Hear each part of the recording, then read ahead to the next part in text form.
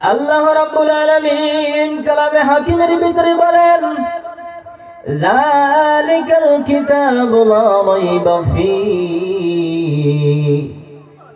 পৃথিবীর জমিনের ভিতরে আল্লাহ রাব্বুল আলামিন চ্যালেঞ্জ করে দিয়েছেন, হিম্মত করে দিয়েছেন, পৃথিবীর মানুষেরা রে শুনে রেখো, আমি যেই কিতাবটা নাযিল করলাম, আমি এই কিতাবটা অবতীর্ণ করলাম, আমি এই কিতাবটা যে মানুষের ঘরে ঘরে দিলাম, আমি আল্লাহ বললাম এই কিতাবের ভিতরে কোনো সন্দেহ নাই, এই কিতাবের ভিতরে কোনো শক নাই, এই কিতাবের ভিতরে কোনো ভুল নাই।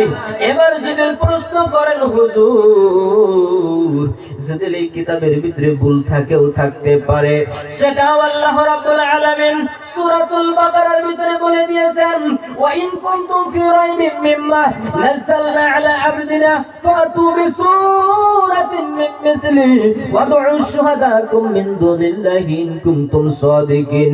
এই পৃথিবীর মানুষেরা শোনো শোনো শোনো শোনো, আমি যেই কিতাবটা বানিয়েছি, আমি যেই কিতাবটা তোমাদের ঘরের ভিতরে দিয়েছি, এই কিতাবের ভিতরে কোনো ভুল নাই।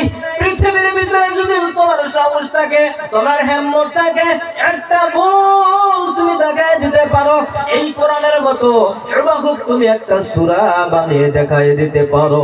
শুধু তোমাকে একা বলতেছি না, তোমার যত বংশ বন্ধু, তোমার যত দোস্ত মরিয়াদ আছে, আহওয়াল আকওয়ালকে নিয়ে একত্র করে আমার মতো একটি কোরআন নাযিল করে দেখাও।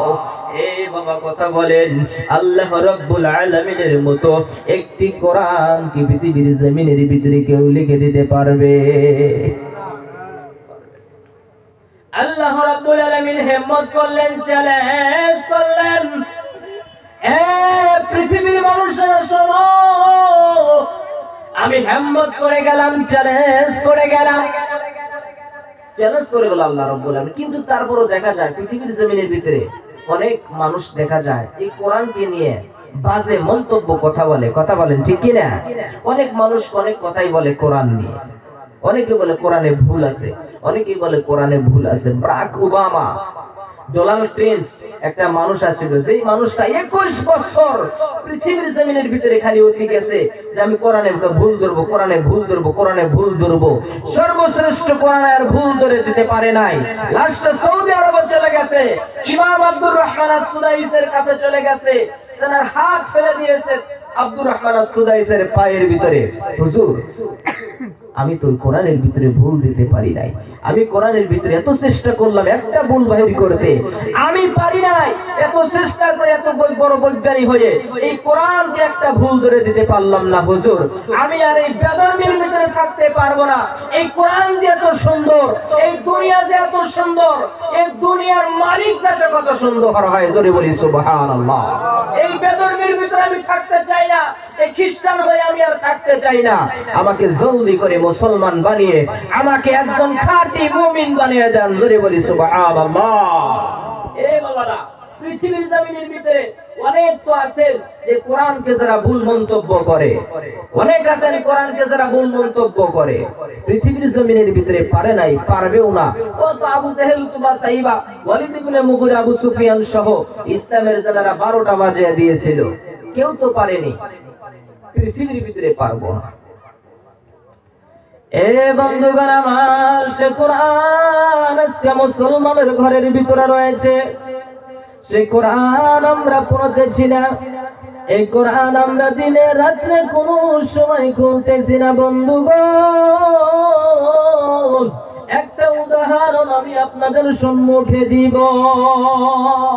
আপনি যদি লক্ষ্মীপুর বাজারে চলে যান, লক্ষ্মীপুর বাজারে যায় যদি 2টা কাপড় কেনেন, ছোট্ট ছোট্ট 2টা রুমাল আপনি যদি কেনেন, একটা রুমাল কিনেছেন 10 টাকা দিয়ে, আর একটা রুমাল কিনেছেন আপনি 20 টাকা দিয়ে, 2টা রুমাল আপনি একটা রেখেছেন আপনার পকেটের ভিতরে, আপনি দাওয়াত যাবত খাইয়ে অন্যর বাড়িতে খাবারের জন্য চলে যান, যাবত খাওয়ার পরে, দাওয়াত খাওয়ার পরে আপনার হাতটা মুছে আবার পকেটে রাখেন।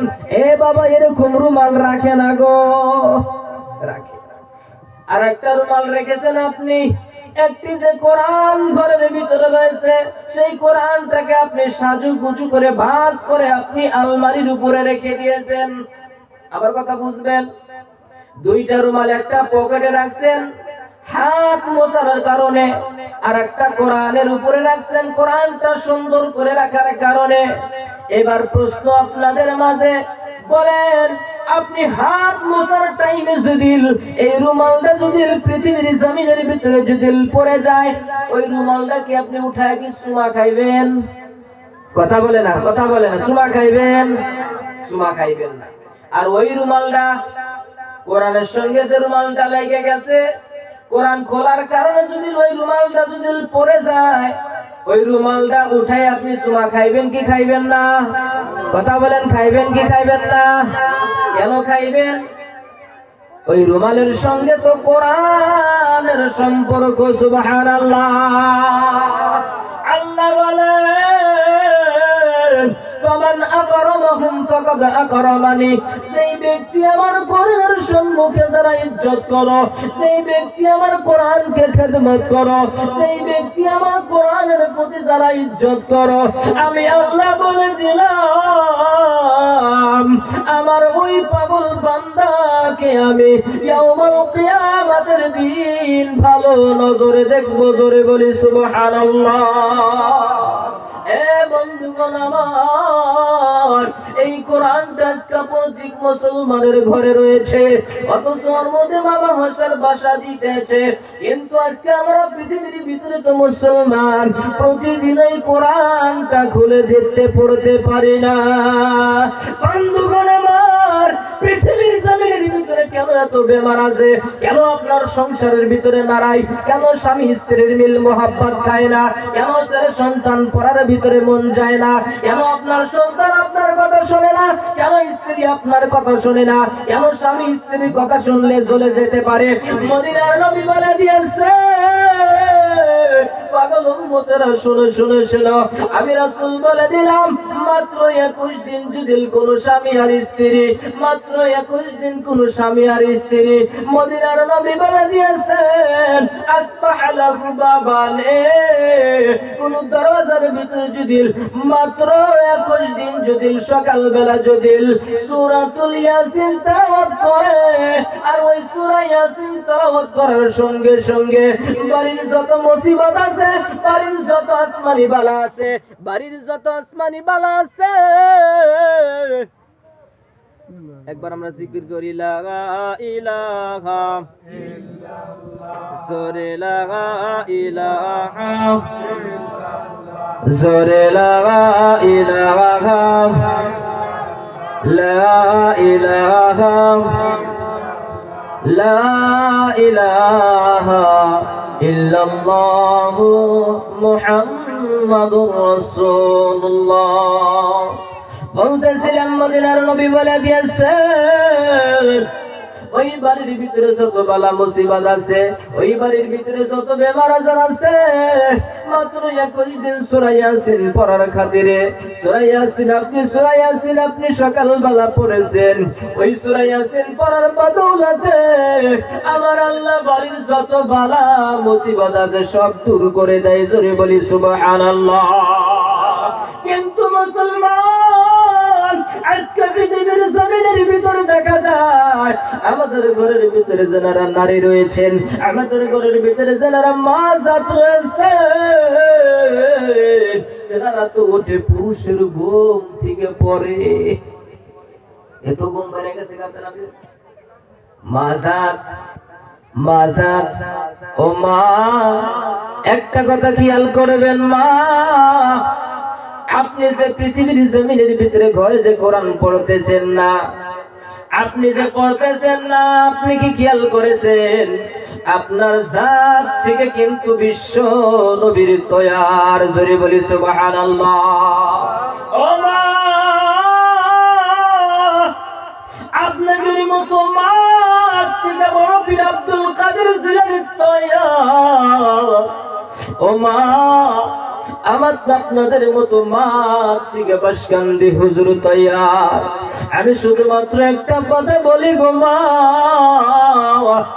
আপনার ঘরের ভিতরে যে কোরআন রয়েছে, কোরআন কি আপনি পড়েন? আপনার স্বামী কোরআন পড়া জানে না, আপনার স্বামীকে বলেন, স্বামী গো আপনি তো কোরআন পড়া জানেন না, আপনি এখানে বসেন, আমি কোরআন পড়বো আর আপনি শুনবেন।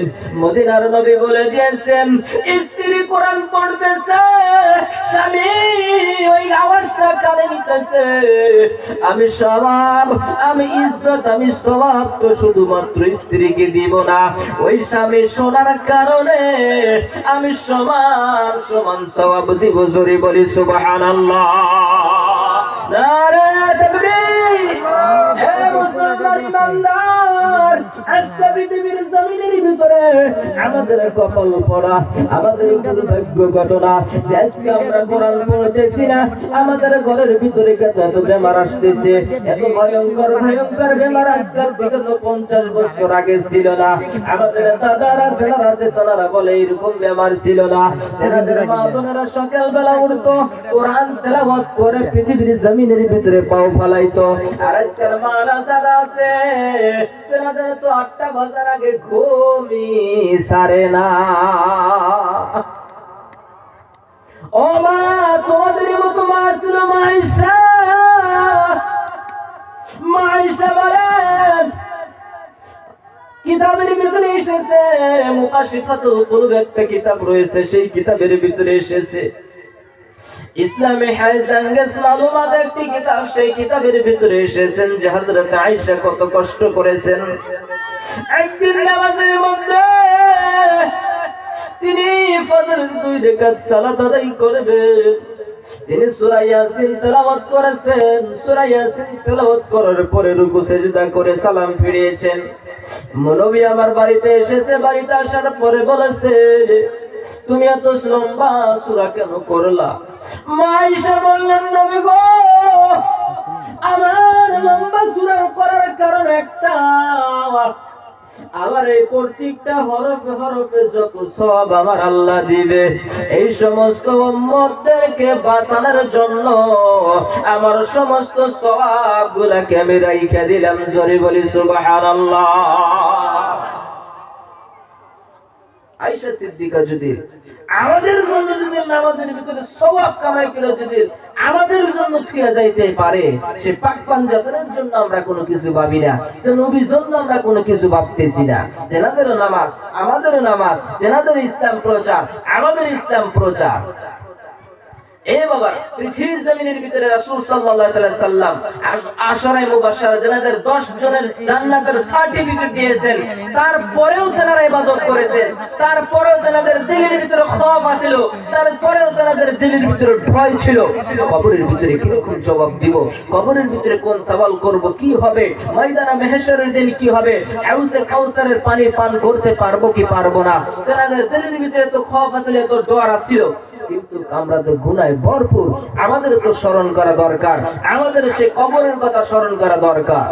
আজকে মসজিদের উন্নত কল্পে সভা, আজকে একটা কথা ভাবেন, আপনার বাড়িতে যদি হঠাৎ করে একদিন তুফান এসে গেছে, তুফানের ভিতরে আপনার ঘরটা ভেঙে গেছে, রাত্রে তুফান হয়েছে, সকালবেলা দেখেন আপনার একটা ঘর ভাঙছে, তাহলে আপনি সকালবেলা উঠে কোথায় যাবেন? নিশ্চয়ই লক্ষ্মীপুর বাজারে যাবেন, বাঁশ বাজারে যাবেন, বাঁশ কিনতে, টিনের দোকানে যাবেন, গুনার দোকানে যাবেন, যে আমার ঘরটাকে ঠিক করতে হবে। কথা বলেন ঠিক কিনা?